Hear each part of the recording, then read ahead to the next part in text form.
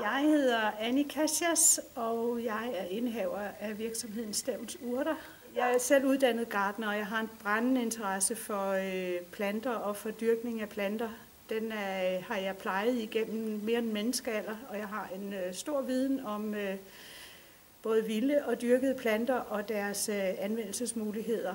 Det er fantastisk at vide, hvor meget kraft der er i vilde urter, som får lov at gro uden at blive hæmmet af slåning eller sprøjtning eller på anden måde bekæmpelse. Det har jo ligget i mit fag, at ukrudt var noget, man skulle bekæmpe. Jeg har lagt stilen om til, at nu arbejder jeg sammen med det, og så skal vi prøve at få noget ud af det i fællesskab, urterne og jeg. De er stærke, de er sunde, de kræver ikke særlig meget andet end lidt jord og gro i, og regn fra oven, sol. If you can't beat it, eat it.